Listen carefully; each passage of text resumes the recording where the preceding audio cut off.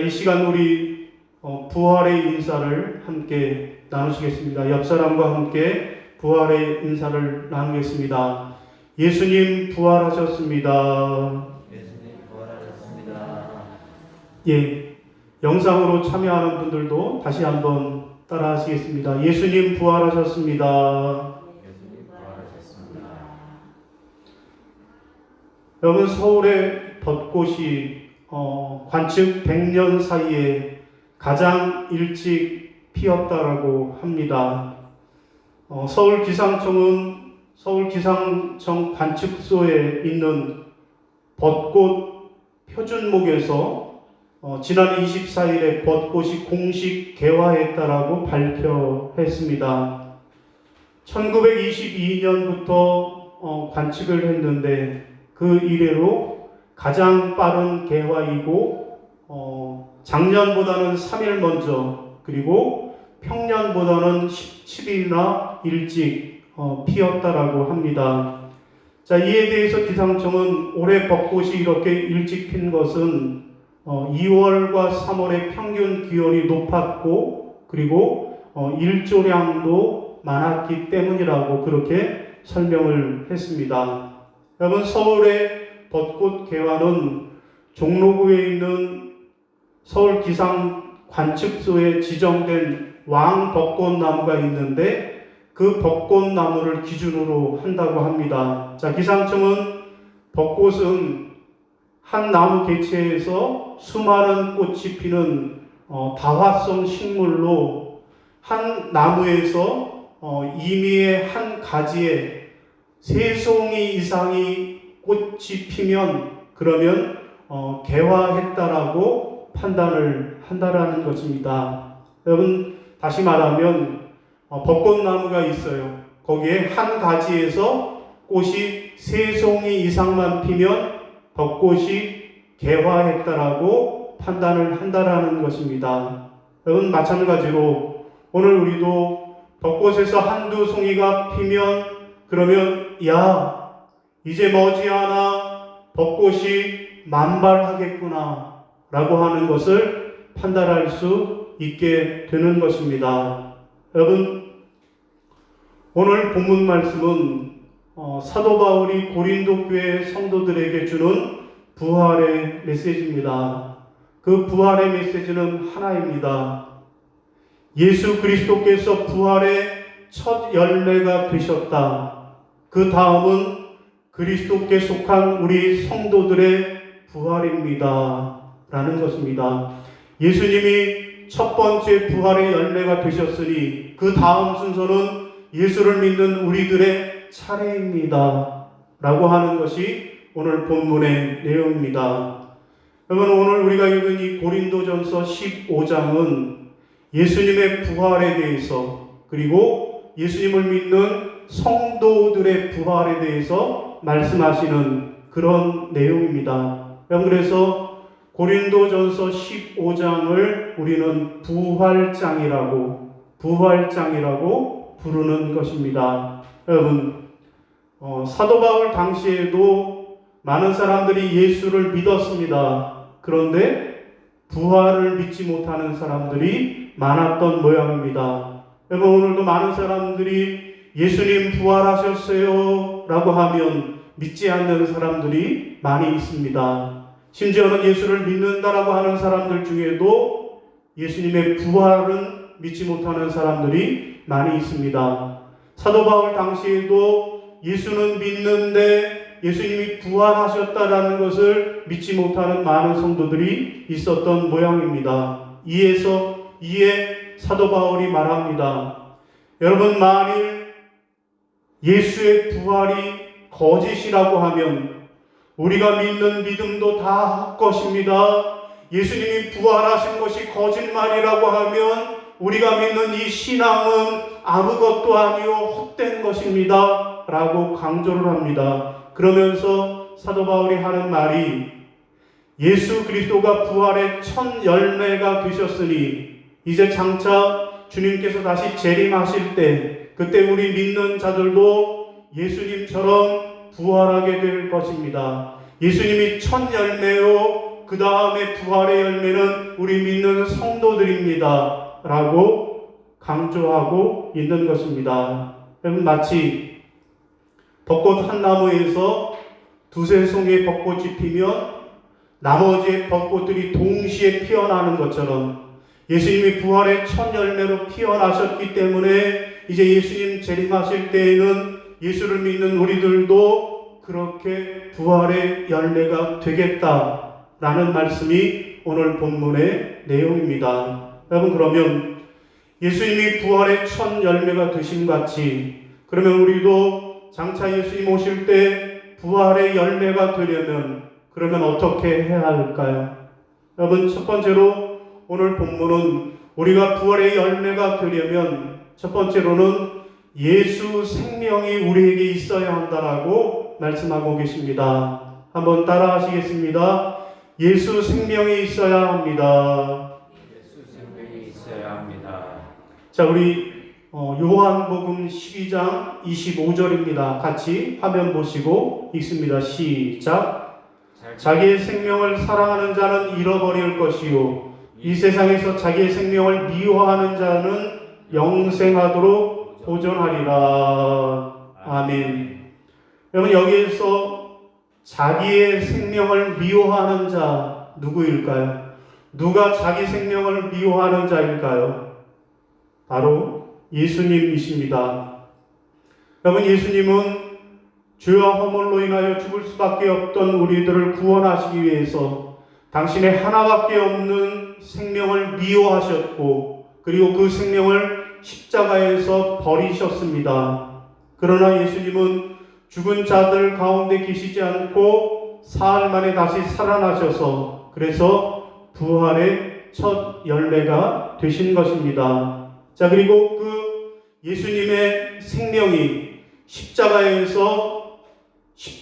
통해서 우리에게 전달이 된 것입니다. 예수님이 십자가에서 당신의 생명을 버리셨는데 그 예수 생명이 십자가를 통해 우리에게 전달이 되어진 것입니다. 여러분, 그러므로 우리는 내 안에 예수의 생명이 있다, 내 안에 예수의 부활이 있다 라고 하는 이 믿음을 가지고 그렇게 살아가야만 할 것입니다. 여러분, 옛날에 지혜로운 임금님이 살았습니다. 하루는 신하들을 불러서 말하기를 백성들에게 화분과 꽃을 나누어 주라. 그리고 1년 후에 가장 예쁜 곳으로 가꾼 사람에게는 큰 상을 내리겠다라고 그렇게 명령을 내렸습니다. 물론 그 꽃은 임금님이 나누어 준 꽃이로 그렇게 피운 꽃이어만 했습니다. 자, 1년이 지나고 임금님은 이제 신하들을 데리고 마을을 그렇게 시찰하게 되어집니다. 그랬더니 마을 전체가 온통 울긋불긋 각양각색의 꽃들로 아름답게 피어 있었습니다. 자, 그 마을을 지나가는 임금님의 표정이 왠지 슬퍼 보였습니다. 자, 임금님은 이제 마을의 꽃들을 다 구경하고 돌아가려고 하는 그때 꽃이 없는 화분을 들고 있는 한 소년을 보았습니다. 소년은 마치 겁에 질린 것처럼 울먹거리고 화분을 들고 서 있었습니다. 임금이 다가가서 물었습니다. 얘야, 내 화분에는 왜 꽃이 없느냐? 내 화분에는 왜 꽃이 없느냐라고 물었습니다. 그러자 소년은 이렇게 대답합니다. 임금님이 주신 꽃씨를 화분에 심었고 정성으로 물도 주고 햇볕도 쬐어 주었지만 싹이 트지 않았습니다. 라고 말했습니다. 자, 소년의 말을 들은 임금님은 환하게 미소를 지었습니다. 그러면서 신하들에게 명하기를 여봐라, 저 소년에게 큰 상을 내려라 라고 명령을 했습니다. 그리고 소년 앞에 가서 소년에게 귓속말로 이렇게 이야기했습니다. 얘야, 꽃을 피운 모든 사람들은 하나같이 정직하지 못하였다. 그런데 너 하나만은 정직하였구나. 사실 내가 보낸 그 꼬시는 꼬시가 아니라 꼬치처럼 생긴 쇠조각이었느니라 라고 말을 했다라는 것입니다. 여러분 그렇습니다. 생명이 있는 씨 한 마리 꽃을 피우고 생명이 있는 씨 한 마리 열매를 맺는 것입니다. 여러분 그래서 예수님이 십자가에 죽으셨다라고 하는 것이 중요합니다. 왜냐하면 예수님만이 진정한 생명이요 예수님만이 생명의 씨앗을 갖고 계시기 때문에 그렇습니다. 여러분 우리가 아는 대로 역사상 수많은 사람들이 십자가에 달려 죽었습니다. 예수님이 십자가에 달린 그때에도 그 곁에 두 강도도 함께 십자가에 죽었습니다. 그러나 그들은 죽었어도 생명의 열매는 맺지 못했습니다. 왜 그럴까요? 왜 똑같이 십자가에서 죽었는데 왜 그들에게는 생명의 열매가 없을까요? 그 이유는 그들 안에 예수 생명이 없었기 때문입니다. 여러분, 예수님은 오늘 요한복음을 통해 우리에게 하늘의 밀알처럼 땅에 떨어져 죽어야 한다라고 말씀하고 계십니다. 여러분, 그런데 여기서 중요한 것은 그냥 죽는 것이 안 된다라는 거예요. 그냥 죽으면 아무런 열매도 맺지 못한다라는 것입니다. 여러분 그러면 먼저 우리 안에 무엇이 있어야만 합니까? 예수 생명이 우리 안에 있어야만 합니다. 우리 안에 예수 생명이 없으면 아무런 열매를 맺지 못합니다. 우리 안에 예수님의 십자가를 통해 맺어진 예수 생명이 있어야만 합니다. 그럴 때 우리는 부활의 열매를 맺을 수 있게 되는 줄로 믿으시는 여러분들이 되시기를 바랍니다. 여러분, 처음 사람 아담과 하와는 거듭났고 다시 태어날 필요가 없습니다. 왜 그럴까요? 왜 처음 사람에게는 거듭남과 다시 태어날 필요가 없을까요?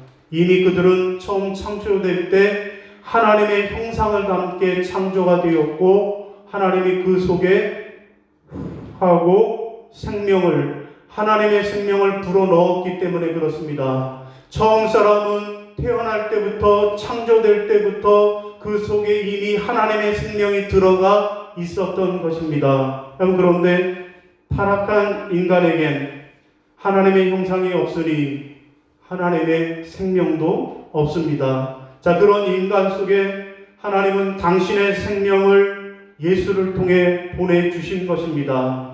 우리를 하나님의 생명이 되게 하시려는 것이었습니다. 여러분, 성경은 하나님이 보낸 예수를 영접하면 그러면 새 생명을 가진 사람, 하나님의 생명을 가진 사람, 예수 생명을 가진 사람이 된다라고 말씀하십니다.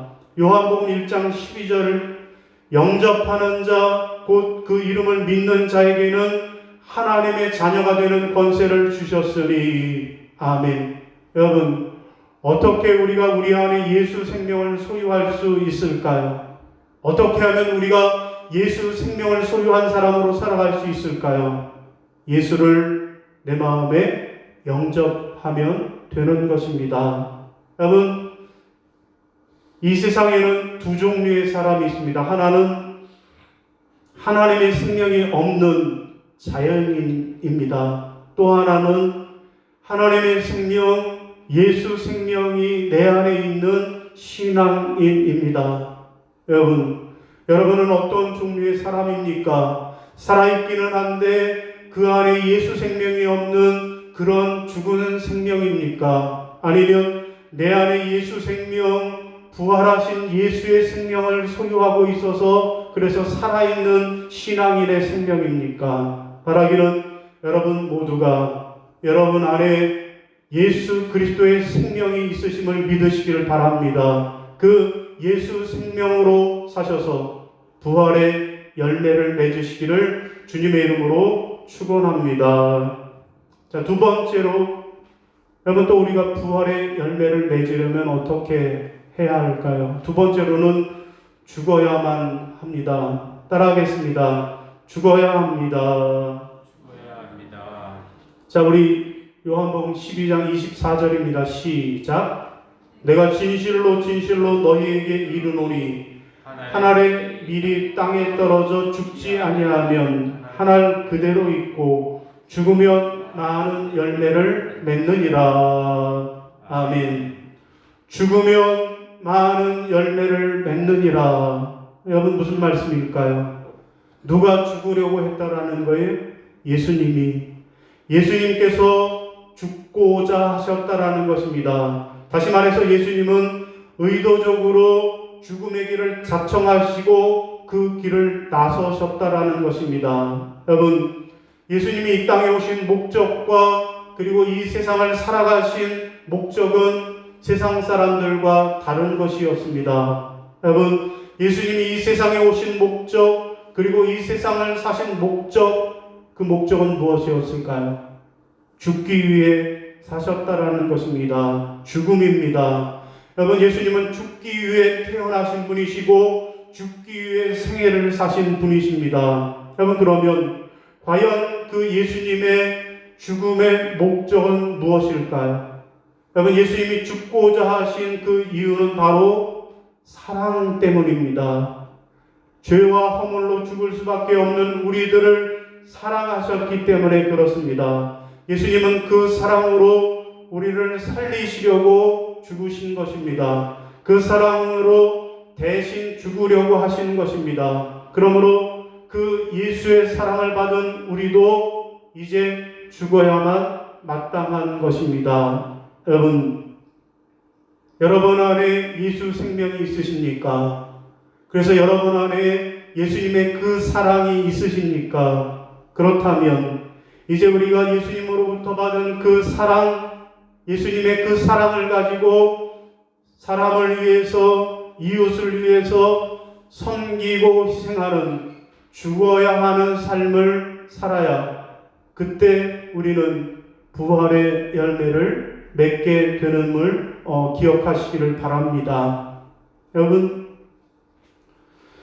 영국의 산부인과 의사인 제임스 심프슨이 있었습니다. 여러분, 오늘처럼 마취제가 발달되어져 있지 않았기에 이때는 사람들에게 외과 수술을 하려면 아주 큰일이었습니다. 여러분 생각해 보세요. 수술을 하는데 마취를 하지 않아요. 여러분 TV에서 JTBC에서 어떤 방송을 보니까 옛날에 마취제가 없어서 어떻게 수술을 했는가 하고 봤더니 그냥 톱으로 썰었다는 거예요. 손과 발을 그냥 톱으로 썰었다는 거예요. 그냥 생사람을 묶어놓고 고통을 지르든 말든 그냥 톱으로 썰어서 그렇게 수술을 했다라는 거예요. 여러분 얼마나 괴롭고 얼마나 죽을 지경이었겠습니까? 그래서 이 심프슨 고통받는 환자들을 생각하면서 하루는 성경 말씀을 읽는데 놀라운 사실을 발견하게 되었습니다. 창세기 22장 21절에 여호와 하나님이 아담을 깊이 잠들게 하시니 잠들매 그가 그 갈빗대 하나를 취하고 살로 대신 채우시니라. 아멘. 하나님이 수술하시는 장면을 묵상하게 된 거예요. 하나님이 아담을 수술하시는데 그냥 수술하신 것이 아니고 그를 잠들게 하셨다라는 거예요. 잠깐 죽게 하셨다라는 거예요. 여러분 이 말씀에 영감을 받아서 수술용 마취제를 개발하게 되었다라는 것입니다. 여러분 그 이후부터는 사람들이 이 마취제 덕분에 고통과 두려움이 없이 수술을 받을 수 있게 되었다라는 것입니다. 여러분 그렇습니다. 의사는 환자를 수술할 때 짧은 시간이라도 반드시 환자를 죽여야만 합니다. 산채로 수술한다면 그 고통과 비명을 도저히 몸부림치기 때문에 정상적으로 수술을 할 수 없는 것입니다. 그렇다고 수술을 안 하면 생명을 살릴 수가 없는 것입니다. 결국 잠시라도 죽여야 수술이 되고 수술이 돼야 살 수 있기 때문입니다. 여러분, 우리가 예수 생명으로 살려면 그러면 우리는 반드시 죽어야만 하겠습니다. 우리가 죽어야만, 그래야만 예수의 부활로, 부활의 열매로 다시 살 수 있게 되는 것입니다. 여러분, 남수단의 슈바이처라고 불린 고 이태석 신부에 대한 다큐멘터리 영화 울지마 톤즈라고 하는 영화가 많은 사람들에게 감동과 도전을 주었습니다. 자, 그 영화에 이어서 두 번째 영화 부활이 제작돼서 발표가 되었다라고 합니다. 여러분, 이 영화 부활은 남수단에서 의료 활동을 펼쳤던 이태석 신부가 48살이라고 하는 젊은 나이에 대장암으로 세상을 떠난 지 10년이 된 후에 어린 제자들이 어떻게 성장했는가, 그 성장 과정에 나타난 기적을 감동적으로 조명하고 있는 그런 영화입니다. 이 영화의 감독은 이태석 신부가 산 삶을 어떻게 정리할까라고 고민하던 차에 이 이태석 신부에게는 그가 가르쳤던 어린 제자들이 있다라는 것을 생각해 냈다라는 거예요. 그래서 이태석 신부의 제자들을 수소문해 보았더니 놀라운 소식을 듣게 됐다라는 거예요. 무슨 소식인가 하면 이 신부님의 제자들 가운데에서 그 어린 제자들 중에 16명이나 의대에 다니는 제자들이 있다라는 소식을 들었다라는 거예요. 그래서 남수단으로 날아가서 그 제자들을 찾았더니 실제로 저렇게 16명이나 되는 의대생이 된 이태석 신부의 제자들이 나왔더라는 것입니다. 더 놀라운 것은 알고 보니까 의사가 되거나 의대생이 된 제자가 16명이 아니라 다 찾아보니까 57명이나 되더라는 것입니다. 감독은 깜짝 놀랐다라는 거예요.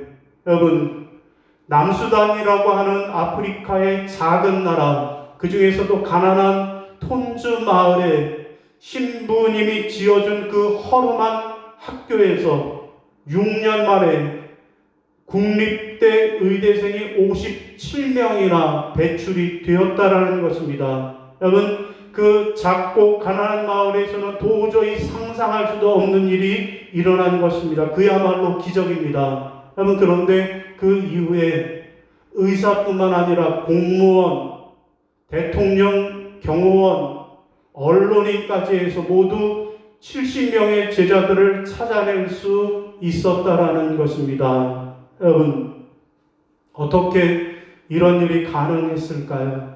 여러분, 그것은 고 이태석 신부가 다른 사람들을 위해 죽었기 때문에 그렇습니다. 그 생명의 씨앗이 아이들의 가슴 속에 심겨졌고 그 생명이 다시 예수 생명으로 부활했기에 가능한 것인 줄로 믿습니다. 사랑하는 성도 여러분, 예수님은 우리를 살리기 위해 십자가에 죽으셨습니다. 우리는 그 예수님의 죽음과 부활을 믿음으로 새 생명을 얻었습니다. 여러분, 그러므로 예수님의 그 생명, 예수님의 그 사랑을 받은 우리도 이제 다른 생명들을 위해 희생하고 헌신하는 죽음의 삶을 살아가야만 할 것입니다. 여러분, 우리가 벚꽃이 만개하는 것을 어떻게 알 수 있다고요? 한 나무에서 두 대송이가 먼저 그 꽃이 피는 것을 보면 야, 장차 좀 있으면 벚꽃이 만개하겠구나 라는 것을 알 수 있다라는 것입니다. 여러분, 예수 그리스도는 부활의 첫 꽃이 되시고 부활의 첫 열매가 되셨습니다. 우리를 위해 십자가에 달려 죽으심으로 잠자는 자들의 첫 열매, 부활의 첫 열매가 되신 것입니다. 여러분, 그러므로 우리도 장차 예수님이 영광 중에 재림하실 때 예수님처럼 다시 부활할 것을, 부활의 열매가 될 것을 믿으시는 여러분이 되시기를 바랍니다. 여러분, 이를 위해서는 어떻게 해야 합니까? 내 안에 예수 생명이 있어야만 합니다. 그 사랑을 가지고 세상을 위해서, 사랑을 위해서 희생하고 섬기는 죽음의 삶을 살아야만 할 것입니다. 바라기는 이 부활절 아침에 여러분이 예수 생명을 소유하시고 예수님처럼 세상을 위해, 사람을 위해 죽어가는 그런 삶을 살아가심으로 장차 부활의 열매가 다 되어지시기를 주님의 이름으로 축원합니다.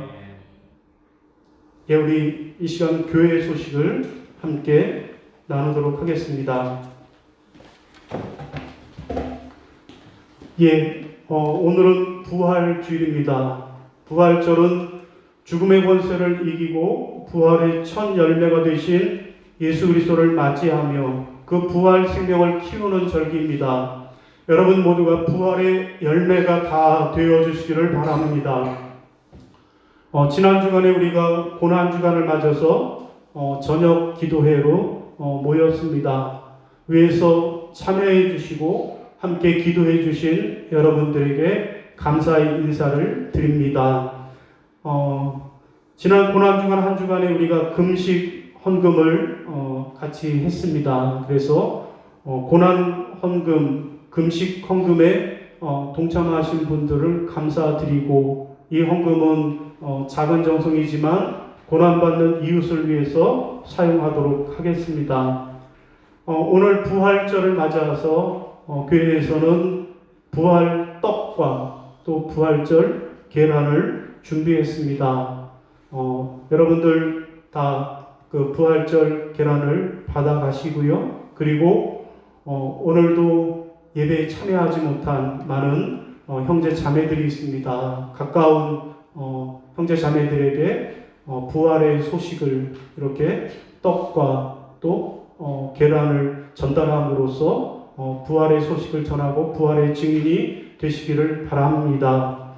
이제 우리 다 함께 자리에서 일어나시겠습니다. 별단 찬송으로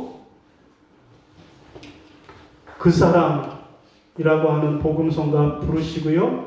축도함으로 부활주일 예배를 마치겠습니다.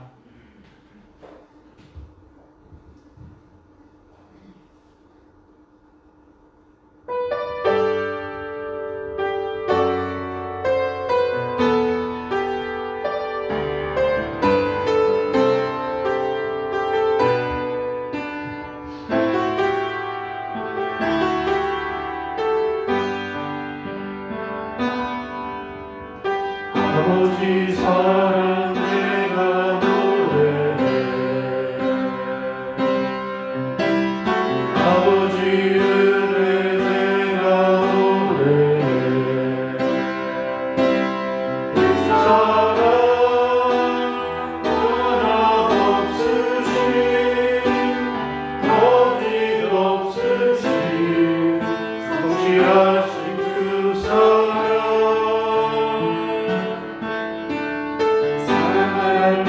꺾지 않으시네.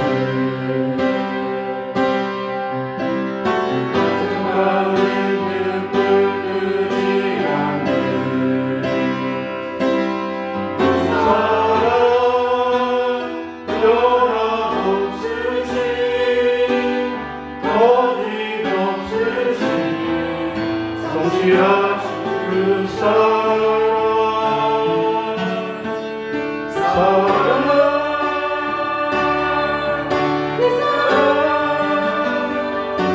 나를 위해 죽으신, 나를 위해 다시 사신 예수 그리스도, 다시 오실 그 사랑, 생명도 창세로 하늘의 어떤 곳에도 끊을 수 없는 사랑 예수.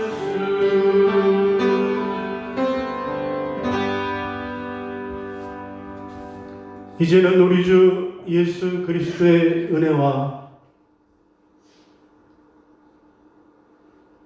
우리를 사랑하셔서 당신의 아들을 이 땅에 보내주시기까지 우리를 사랑하시는 성부 하나님의 전능하심과 또한 지금도 살아계셔서 우리를 부활의 증인으로 우리를 부활의 열매로 맺게 하시는 성령님의 감동 감화 역사하심이 이제 예수님께서 부활의 첫 열매가 되셨으므로 그분이 장차 다시 이 땅에 재림하실 때 우리도 영광 중에 부활할 열매를 맺을 부활의 열매가 되리라고 믿고 다짐하고 결단하는, 그래서 내 속에 예수 생명을 가지고 예수 사랑을 가지고 이 세상에서 다른 사람을 위해 희생하고 헌신하는 죽음의 삶을 살아가겠노라고 다짐하고 결단하는 모든 성도들 머리머리 위에 이제부터 영원까지 함께 하시기를 간절히 축원하옵나이다.